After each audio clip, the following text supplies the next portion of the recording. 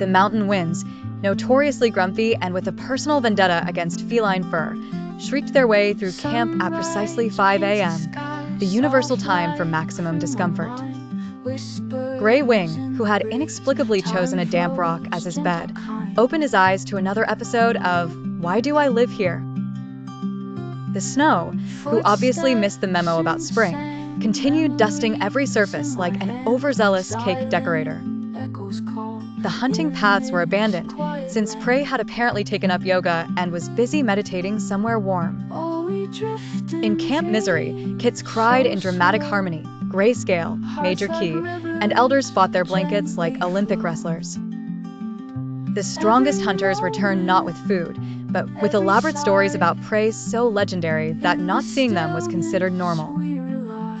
Morale plummeted like a squirrel who misjudged a branch.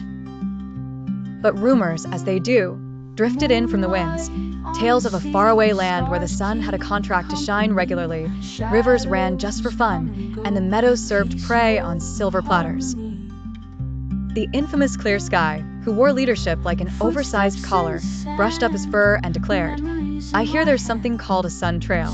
I don't know the GPS coordinates, but trust me, we'll find it." Grey Wing, wary of leaving his beloved mountains and his equally beloved ability to complain about his beloved mountains, wrestled with existential dread. He gazed at the kits, who looked at him with the hungry eyes of cats who could eat an iPad if it arrived with sauce.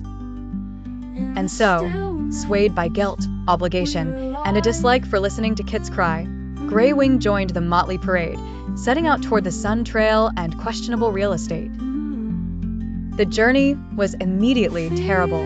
Cliffs threatened to host cat launching competitions, storms employed fog machines with gusto, and every shadow was contractually obligated to conceal something unfriendly. The cats survived via teamwork, group therapy, and collective bad decisions.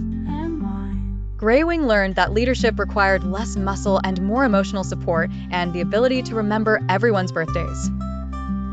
When the mountains finally slunk out of view, the cats were changed.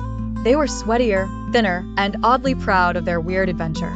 The Sun Trail was less a path and more a running joke, but it somehow held the promise of a future where not every breakfast was imaginary.